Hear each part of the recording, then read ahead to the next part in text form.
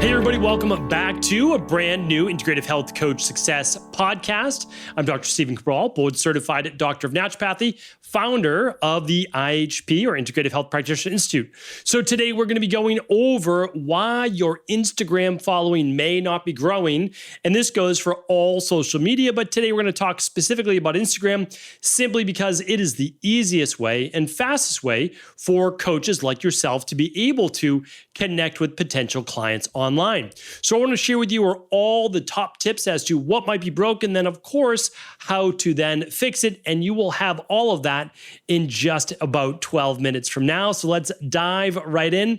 The first one I want to share with you is that a lot of times people like myself or other coaches, you can blame the algorithm. They're not sharing it with enough people. They're not, whatever it is, it might be, right?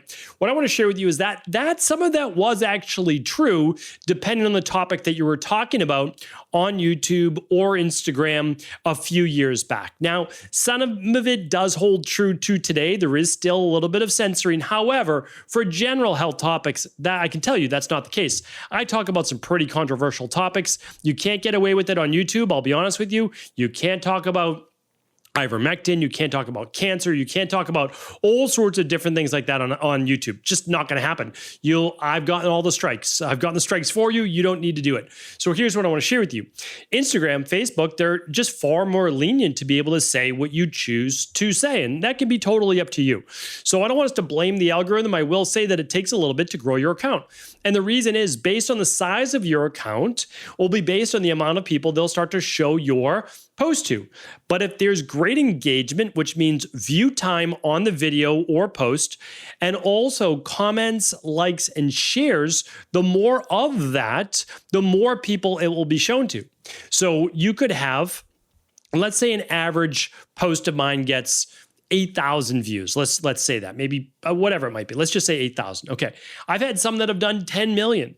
And now I can't repeat that over and over. I wish that I could. That would be great. But the reason it was showed 10 million times is that so many people shared it. That was one of the biggest things that allowed this particular video to go viral. Okay, but for the most part, I have, if you look at it, 300,000 followers on Instagram at the time of this recording. Okay, so if we look at it and you have 3,000, what do we need to do? Well, we need to knock off a couple zeros off the amount of people that might see it. And that's okay, because what I'm actually looking to do is reach a larger audience, talk to a lot of people. But for most practitioners, you don't need a lot of people. You want to reach a couple hundred people, and a couple of those, one or two, might actually be potential clients. And you want to do that every single day. So let's get right into it. So the big thing is this, is that in order to be able to grow your following and potential clients, you need clarity, you need consistency, and you need connection. Okay, so clarity, people need to know what you're all about and what is coming next. That's a big part of it. So let's start to dive into all the different reasons why it may not be working. And then we're going to tie it all together with a nice little bow at the end. So the first is this, and I've talked about this on all the previous, and same with another IHP faculty on previous podcasts, but you must talk to one audience when you're looking to grow your practice. Once you've reached 100,000 followers or whatever it might be, different story. But in the beginning, as you're trying to build your business, you need to talk to one individual. So men over 40 looking to boost testosterone naturally and build muscle. Women in perimenopause. Women post-menopause looking to balance their hormones and keep their metabolism high. Individuals with Hashimoto's. Like, pick your niche and dial it in. And that is what your content is going to be about, right? So you can't go too broad. You can't be talking about all the world events and everything happening, because people need to know who you are, who you serve, and what you're all about, right? So you can still do recipes and you can do all sorts of different things, but it has to tie to your niche, right? Like the best breakfast for Hashimoto's, my top 3 foods for decreasing Hashimoto's. Like everything should be about your niche, which is Hashimoto's, right? Okay, so we'll use that going forward. So very clear niche, very clear individual who you're gonna help, and then clear messaging. Number 2 is this. You're posting information, but not transformation. So it's fine, but there's not a lot of individuals that can pull this off. Maybe Andrew Huberman is like one of the few people, right? Like literally one of the few people. But most people can't just read research and spout it off. And people are like, oh, I can't wait to listen to this person again. Most people need to hear a little bit of energy, a little bit of seeing other people's or hearing about other people's results, even if it's your own story, identifying with you or your client results, and then giving that individual hope. That is really what people are looking for. They want to know you've helped people before, you're sharing transformational stories, and you're providing hope. If you don't have that, it could be one of the reasons why you're not growing as quickly as you could be. So really important. I mean, again, you can even just talk about everyday things like, okay, I'm exhausted. If you're exhausted every day when you wake up and you're still getting 8 hours of sleep, here's what the issue might be, right? And then you connect that to your Hashimoto's audience, right? Well, so many people with Hashimoto's also have low levels of zinc, vitamin B6 or other B vitamins, as well as magnesium. And so even if you're getting sleep, you're not getting enough restorative sleep. And so you can start to talk about how those nutrients move the body into more of the parasympathetic nervous system rather than the sympathetic nervous system. And if you're not in something, you can just say from lifestyle. So my top things are a warm or hot bath 90 minutes before bed, adding Epsom salt to get some of that magnesium in there. Another one is making sure that you're not eating 3 hours before bed so that the body is able to use its energy for repair and restoration rather than for digestion. So again, you're just trying to tailor typical tips that you would give for health, but for the Hashimoto's client, or again, insert your niche. And the next one is this. It's inconsistency. Now, I don't think that you need to post on the weekend. You can, but you really should show up Monday through Friday. Like the days are over where you can just pop in once every 5 days, or you post every day for 5 days and then you're gone for 2 weeks. People want consistency. They want to see that you show up. They want to be able to rely on you. And if you don't, well, there's tens of thousands of other people who will. So if you're going to play the game, you have to play the game how it's meant to be played. It's not 2016, right, anymore. And I'm saying that like legitimately because we didn't do anything of what we're doing in 2016. We tried to put out as best we could a post a day on Instagram when we just started, right? And so it's like maybe 2017, 18, but around there, right? And so when you're doing that, what you want to do is just say, I'm going to share with you a piece of content every day, not overwhelming for you, not overwhelming for me, but every day we're going to move you a little closer to achieving your goal. And your goal should be with posting is to share with people how they can achieve their goal. Because you're putting together a little bit every day, but it's not the whole puzzle, right? They need you for that. And so you can just say, hey, if this was helpful and you need more help and you'd like a personalized plan, feel free to click the link in my bio to schedule a complimentary discovery call, right? Like there's no hard sales. You're just sharing and then you're saying, hey, and if you're interested, and there's no pressure at all, right? I only work with a handful of new clients each month. We can see if it's the right fit for you. Very casual, very nonchalant. Okay. The next reason is your hooks aren't strong enough. You know, and again, I hate doing this to be honest with you, but you have to grab people's attention in the first few seconds. It matters. Here's why. Just like you, people are busy, right? They're not different than you. So as you're swiping through your discovery section on Instagram or your timeline, whatever you want to call it, on Facebook, whatever they're calling it now, right? It's your feed. You're just going to see all sorts of posts. It needs to grab you. If it's a video, you've got like 2 to 3 seconds. So you just need to call out who it's for. Hey, if you're dealing with Hashimoto's, I want to share with you, okay, they heard Hashimoto's. Now what? You got another second or two. I want to share with you the absolute best bedtime routine I found with working with dozens of Hashimoto's clients, right? So, okay, now you've got them. That was the hook, right? So call out who you're looking to serve, a problem that you might be dealing with. Hey, if you're dealing with Hashimoto's and can't eat gluten or dairy, this might be the fix that you've been looking for. Right? So it's like you call out the problem because most people with Hashimoto's can't eat gluten or dairy. And then what's next, right? So the hook just means you've got to, in this world of mass media, you have to be able to grab someone's attention in just a second or two. So call out right away what it is. I don't do this on my typical everyday podcast. I don't just That's not what I'm choosing to do for my daily podcast, but I do use this on Instagram to a degree, but definitely on YouTube. So if you just go to my YouTube channel, over the past, what's it been, 5 months, we just started basically a new YouTube channel, 2 videos a week that's exclusive to YouTube. And within seconds, I'm right to the point. Because if not, you can just actually see people just drop off a cliff. Because they're like, well, what's this video all about? I don't know what it's about. And so they just move on to the next one.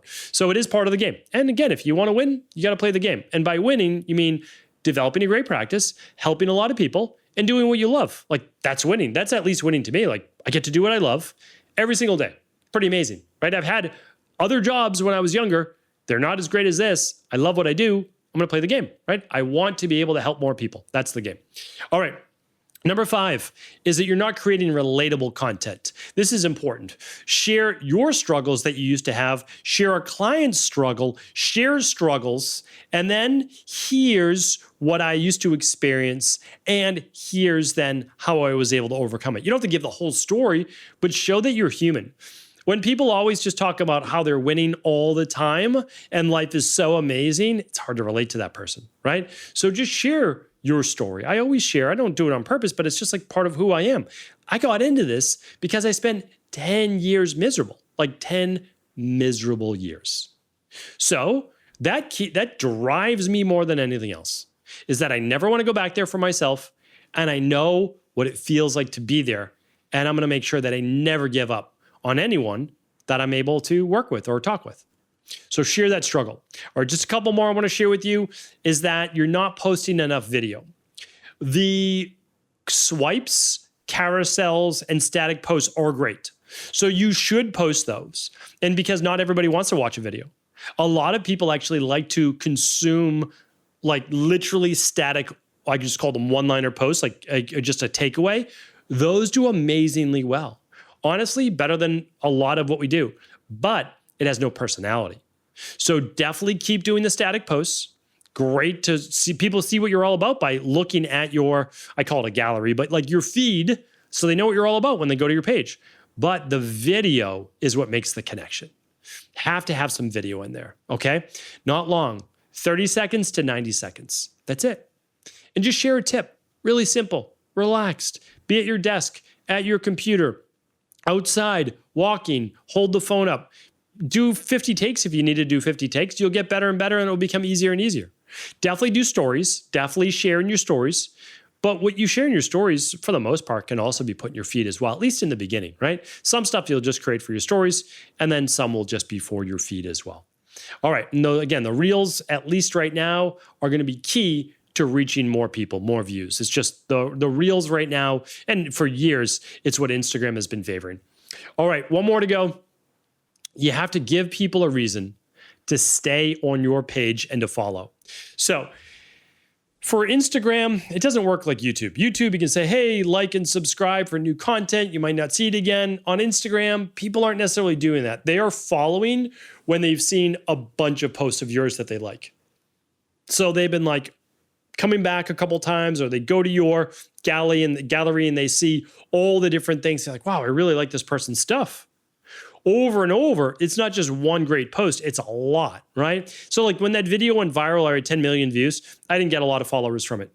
And it's because it was like a fun topic that I didn't even mean to like be that great. I was just quoting research, but it was playful. And that's not even like my brand, which is really strange, but that's also why I didn't get a lot of follows. Because like people go to my account, they're like, oh, this isn't, that fun, right? This is actual health information, which is totally fine. And here's why, because you don't want to, I hate when people pay for followers. You don't want a lot of followers that don't want to follow you, right? When Instagram, they deleted it was a crazy amount. It was like 30 million accounts, at least that I believe, just a few weeks ago.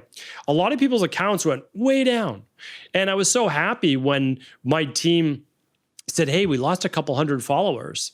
And I was like, oh, what happened? They're like, oh, well, Instagram did an update. And a lot of these bot accounts and all that got erased. And I'm like, oh, is that why? And they're like, yeah, just lost a couple hundred out of 300,000. A couple hundred is it's nothing. I was like, oh, that's fantastic. And again, we don't even want bots following us anyways. That's great. So you just want people who want to also follow you and be a part of the ride. So just share with them. This is who I am. This is who I serve. This is how I serve them, and I'm going to show up daily in order to be able to help you. That's what people are looking for. And then those people will want to follow you. They will want to hear what you have to say on a daily basis, and it might be months before they ever decide to work with you as a client. And that's okay. You're just providing amazing content every day. That's all I ever wanted to do with my podcast, all I ever wanted to do with my book. And if you're not hoping for a lot in return, of course, you want to work with clients, then people see it as genuine and authentic. And that's really what people are looking for. So, quick drawback on what we're talking about. 1, make sure you have a clear niche, who you serve. 2, lead your videos with a strong hook. Be consistent, show up every day, Monday through Friday. Again, it's work. So I'm just going to step aside for 1 second. A lot of people, they want to be a health coach. They want to work with clients, but they're not treating it like a business. If you want to be successful and you want to work for 4 hours a day, let's say with clients, you want to do a half day. If you don't have clients, all 4 hours should be dedicated to getting new clients. Like all of the time you don't have working with clients should always be spent working to get clients. Posting on social, following up direct messages, doing lunch and learns, etc. Like that's what you want to do. That is truly, again, I don't know if there's other people telling you otherwise, but that's how you're going to build that business for sure. Okay, so you're going to be consistent. You're going to create some static for sure, but definitely some video content so people know who you are so they can connect with you. The next one is you want to share struggles sometime, and you also want to share successes of people overcoming and solving real problems. That is my big takeaway for you here today. Remember, anybody can grow their account. If you follow these steps and you dial it in and you show up every day, I have no doubt you'll be able to add hundreds more followers every single month. Hopefully this was helpful. Thank you so much for tuning into the show. Of course, you can find out all of the big takeaways and more about IHP at ihp.coach/442 for today's show. Take care, everybody.